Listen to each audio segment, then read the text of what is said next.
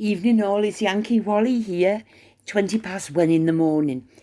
I was just about to start doing a video last night, and it was 2 o'clock GMT when news of that terrible crash, aeroplane and a helicopter crash in Boston. God, it was terrible. Let me just show you a few pictures that I found.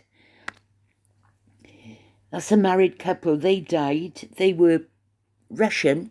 They came over from St. Petersburg and were teaching ice skating in Boston.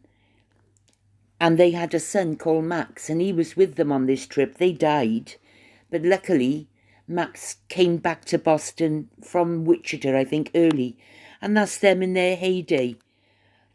And now they were training Bostonians, ice skating. A tragedy beyond words, this is. Look at that there. Gina and Vadim. Oh, I despair.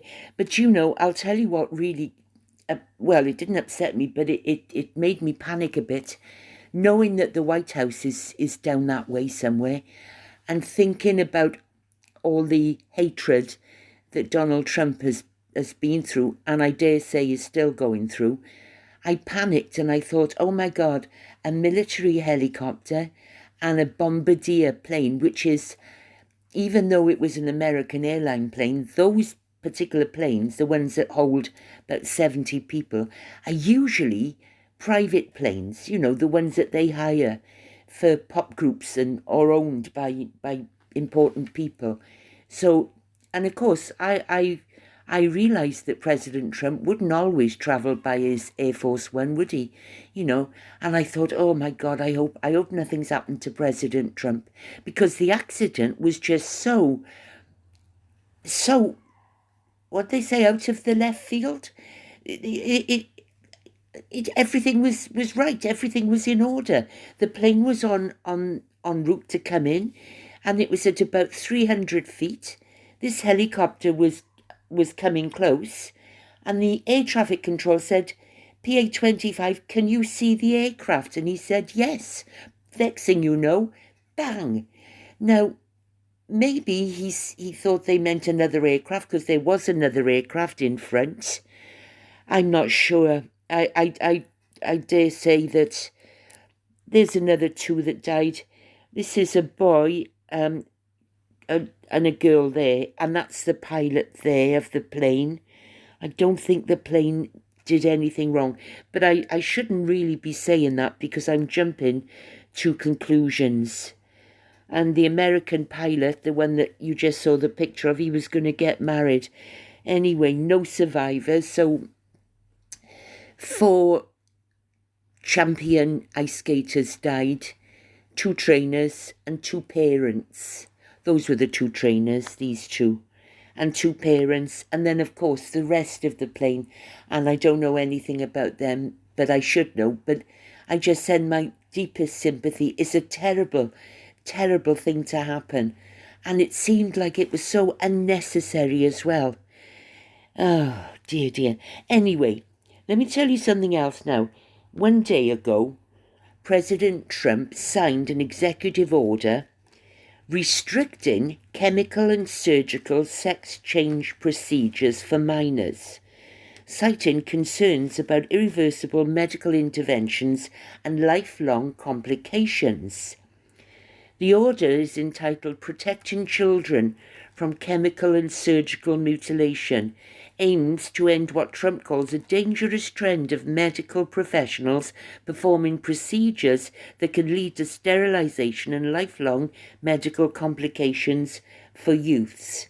The executive order Trump signed states, across the country today, medical professionals are maiming and sterilizing a growing number of impressionable children under the radical and false claim that adults can change a child's sex through a series of irreversible medical interventions. The order also directs federally run insurance programs, including TRICARE for military families and Medicaid, to exclude coverage for these procedures and urges the Department of Justice to pursue legal cases against such practices.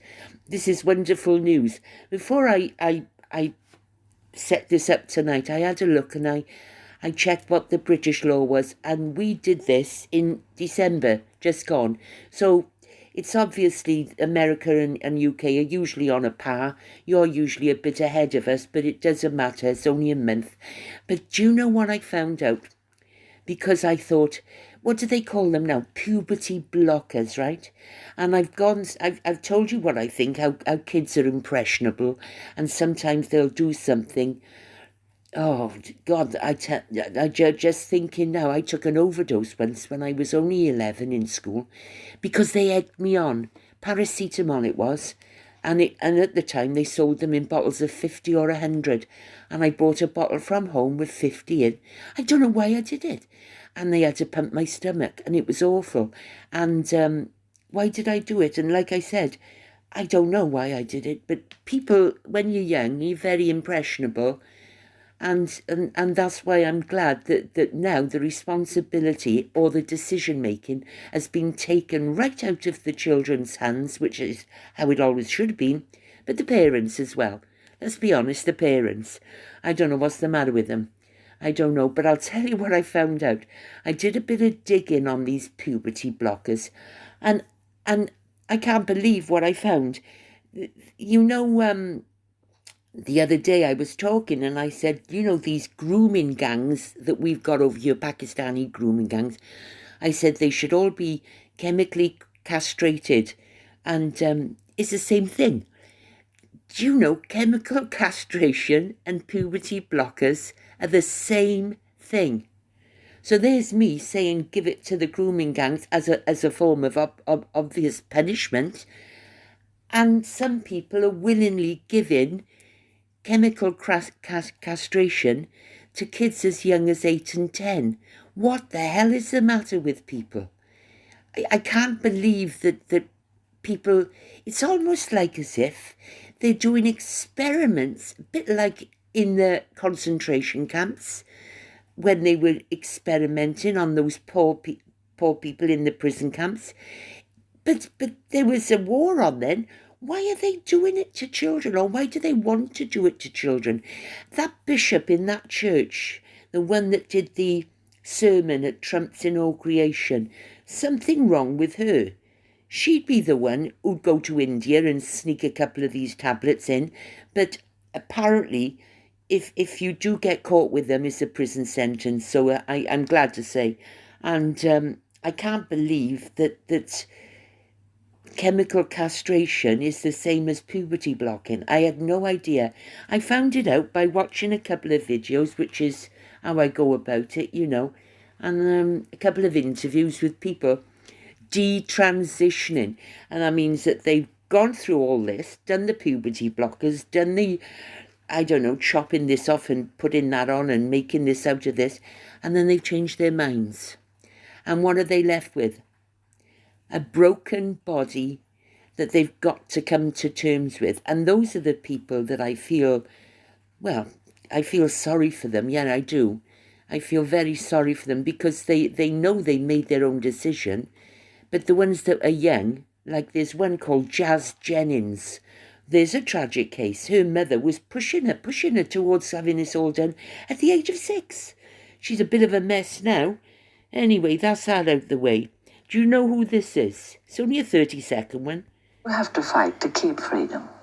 Because there are always people who say, oh, give a little bit more power to government, and then a little bit more, and then a little bit more. Then one day, you've got so many people employed by government that they have a vested interest in keeping more and more power in the hands of government and less in the hands of people. No, it shall not be. The governments are there to serve the liberties of the people, not to restrict them. Thank you very much. Thank you. In other words, the government work for us. And this is where did it all go wrong? When did they start forgetting this? See, people hated Margaret Thatcher. I know at the time, in my family, My mother was Labour, which is, in your book, in America, Liberal Democrats. But my stepfather, Jack, my favourite one, he was Conservative. But of course, Conservative back in those days was different to how it is now. We're all over the place in UK. But he liked Margaret Thatcher, and my mother made me, well, she just programmed me to hate her. But as I listen to her now, and the things that she said, now this was back in 1991, it makes so much sense. Of course, she introduced the miners' strikes, which crippled Wales, because most of the Welsh people worked down the mines and mined coal, Coal, that's what Wales is, really, coalfields and sheep. But at the end of it all, she knew what she was doing. She really did, and I admire her. Rest in peace, Margaret. Oh, God, I've got to show you this. I know it's toilet humour. I know it's toilet humour, but I did laugh. It's a Welsh woman. I'm sorry. A woman who sent videos of herself passing wind in a series of harassing messages to her boyfriend's ex-partner has been given a community order.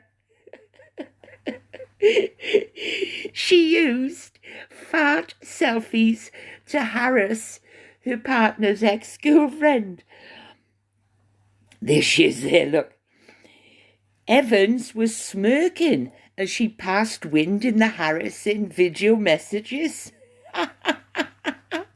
Shop worker Rhiannon Evans of Mountain Street in Caernarfon, Gwynedd, pleaded guilty to pursuing a course of conduct amounting to harassment. She proceeds to pass gas by placing the camera on her bottom and passing the gas. She sent 3 more fart selfies to Deborah Prithirk via WhatsApp on the 22nd of December, and 4 more the following day, showing Miss Evans passing wind with her face smiling at the camera. Evans was warned after the police caught wind of the issue, but she sent further messages on Boxing Day and New Year's Day, and then she was arrested at her home, and she admitted sending the videos, and she was given a 12-month community order and fines. Miss Prithirk, that's the one that had it done to her, said in a statement, "I would like to feel safe in my home." Don't think, I mean, really, I would laugh at this. I wouldn't ring would you ring the police? I think that woman is balmy, because even if she's sitting on her phone and blowing off, as we call it, whatever, it's her that's going to suffer the smell and everything, isn't it? Does she think that a smell goes down the WhatsApp? I mean, I wouldn't be offended. I wouldn't. I don't know why. But it says that she had a difficult upbringing and has mental health problems. Oh, dear, dear. At the time she sent these videos, she had had some drinks. And she sent them without malicious intent.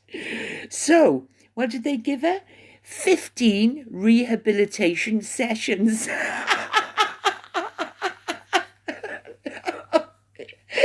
I'm trying to work out how they're going to rehabilitate. How do they go about breaking a habit of people breaking wind? How do they do that? They're not going to, are they? They're 60 days alcohol abstinence monitoring and a 2-year restraining order and £299 fine and costs. Well, she won't be doing that again, will she? I've never heard of anything like that before. Right, what else have we got to talk about now? Let's have a little look. What's this? That's that. Oh, no, don't want to talk about her, that woman. It was something else I had to cover here now today. I've been on X tonight, first time in a long time.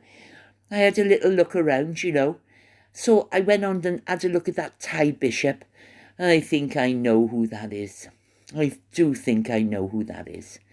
It's it's just the way they talk. Do you know, you can know somebody that is irritating you and saying things, And after about the fifth account, when they keep coming back, you get to know the linguistics, the way that they speak and the way that they put a sentence. You can tell.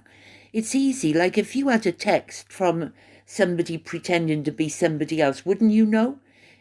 The police often find it that when somebody gets murdered or something, they say, "Oh, I had a text of her and it just didn't sound like her."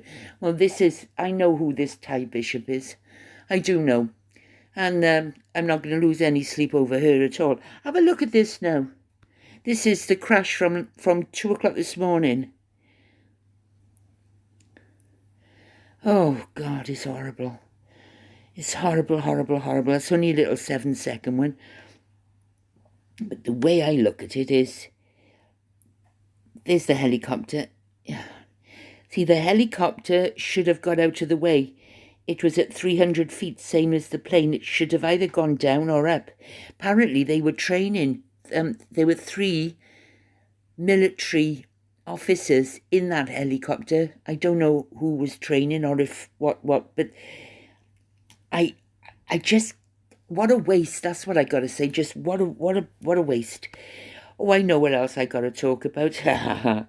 Blake Lively. Now, did you know that Ryan Reynolds... Now, I don't know either of these. Now, I only got Netflix when Baby Reindeer came out because Avid Gardner was talking about this film. Oh, hang on, I got to have a coughing fit now. Hold on a sec. Oh, sorry about that. Right.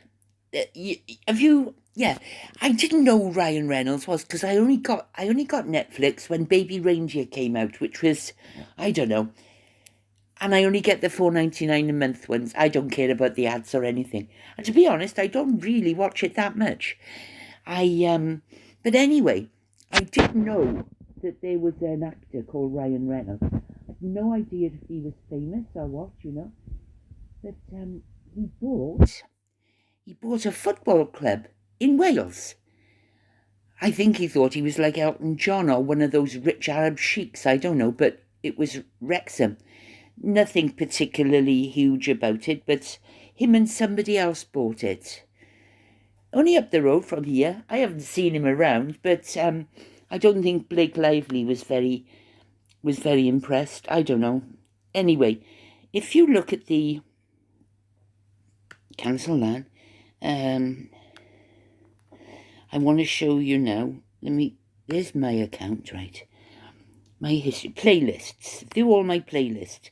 I tell you, I got these playlists and I keep them up to date because, Donna Adelson, you know the one, don't you? The one whose son is in prison for life, whose daughter should be in prison for life, whose son-in-law was shot in the head, and Catherine McBanner and her husband and the other one, Tutu and Tattoo, or whatever they would call it, they're in prison as well.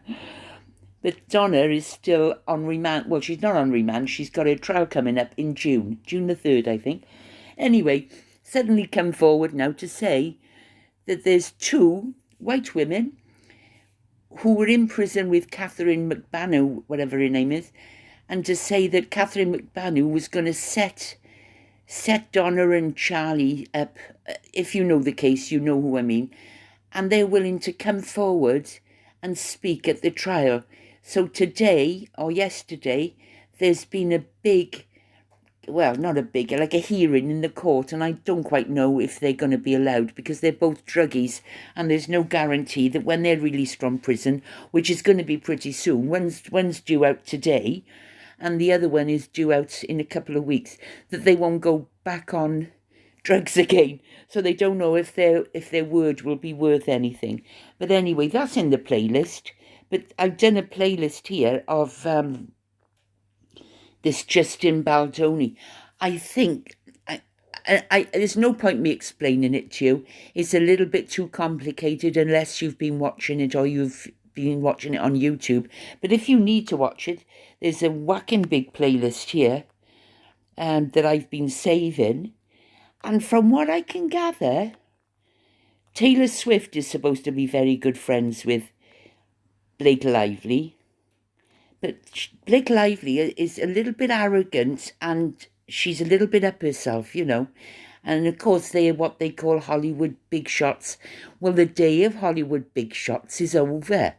Nobody's going to be looking at the Oscars this year.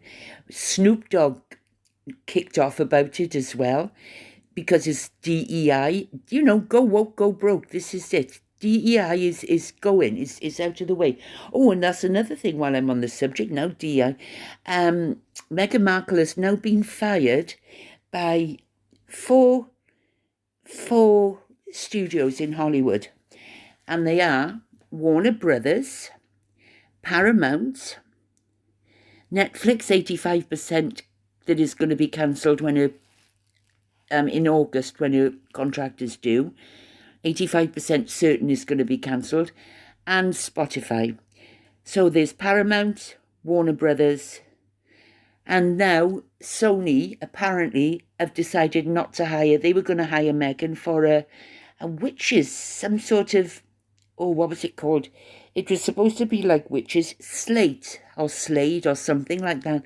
Meghan was going to have a 15-minute worth of time on this 1.5 hour. I don't know how much she was going to be paid, but they've pulled that. They've also pulled the other one that she was going to be on, because she tried to get her money doubled from 14.5 million to 29. That was, she was going to make a walk-on or cameo appearance on another film, and they've pulled her out of that. Sony, this is Sony. So little by little, Meghan is being blacklisted in Hollywood. There's no two ways about it. Every day there's more bad news. And it's funny, really. Eventually, all your chickens come home to roost. They always do. And, you know, it's easy for us to go off and say, this is what I think. Everybody's finding out for themselves now. We don't have to do a bloody thing. Nothing. And the thing is, she can't pick on me now. I know that she had Christopher Boozy and Ian Sexton, the bot farmer, all coming after me with different accounts. You know, you don't know if you're Arthur or Martha when you've got about 40 or 50. But that's all stopped now, I'm pleased to say, anyway. And I think that's little by little. I mean, at what point is Meghan going to realise? Because I know I would realise, and I think you would too. At what point is she going to sit down and say, I'm doing something wrong here. I'm not getting it. Something's wrong. I mean, how many times do you have to get kicked in the teeth to realise, you know, don't do it? I still say to a certain degree that I do blame her father. I think her father made her feel like she was infallible. She was above everybody else. And I think she also had a little chip on her shoulder, because even though we won that lottery, there was a lot of jiggery-pokery going on there with that lottery. Apparently, they drew the lottery numbers in the studio where Thomas Markle worked. And it was oh gosh, old. Oh, excuse me, I am sorry. Oh, sorry, I needed... Oh, excuse me.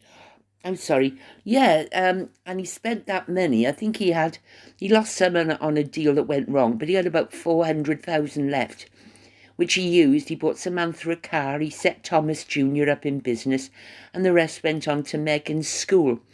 But I think when the money ran out, I think that Meghan had already had delusions of grandeur.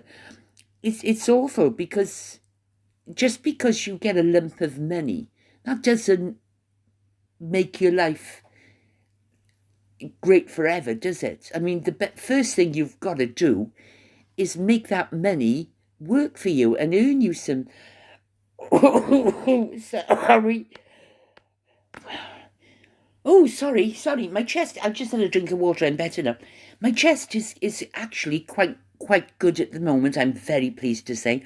But on the downside, I've gone and smoked cigarettes today, almost like normal. And even Trippy, he gave me a disgusted look and went to sleep by the door. Well, the door's always open anyway. But if I don't smoke, he'll come right up close. So I'm quite ashamed of myself today, but I've got to confess. But I've also I found the page and I'm looking at buying vapes, but there's so many to choose from. There's coils, there's refillable, there's throwaway, there's different battery power, different strengths, on different prices as well. Not that they matter, they're not that expensive, thank God, but just a lot of choice, too much choice. They've gone off the charts with choice, so I'm going to start looking and seeing what I can get now. I'll order them tomorrow for definite. Right, that's it, Sarah Boone Royal. Oh, and Princess Catherine, she came to Cardiff today. Of course, I didn't see her personally, but she went to Tŷ Afon, which is the only hospice for children in Wales, the only one. And it opened in 1999. It took them till that long to save the money to get it built. It's right by the sea in a little town called Sully, Sullly. And she was here today and she looked lovely. Oh, and there was this little boy and his name was Oscar. And he was on a walking frame and he walked in front of Catherine when she went into her room, when she came out of her room. He was walking in front of her and his little legs were wobbly and a bit spindly. I'll show you now the video. It's here because I saved it in under the one called Royals. Here we are. Princess of Wales explores the children's hospice. She came down. And this is a lovely... I'm glad it was a nice day for her. But let me just show you the bit I think is... I'll just show you this little boy called Oscar. And all of these children, God love them. Oh, I can't. I'm sorry, I can't put you through that. All of these children are on, limited life expectancy. And I must admit, I watched it. It was about 20 minutes long and I did cry. I cry because I think, what the hell am I doing worrying about my life when these little kids won't be having a life, And then you think, well, I wish I could give them my life, That's how you look at it. Oh, God, I'm going to go off again now again. But this little boy, this little Oscar, oh, my God, he just broke my heart, he did. There we are, Princess of Wales. All you've got to look at now is, if you put that into your search on YouTube, Princess of Wales explores children's hospice in Wales, and you'll see.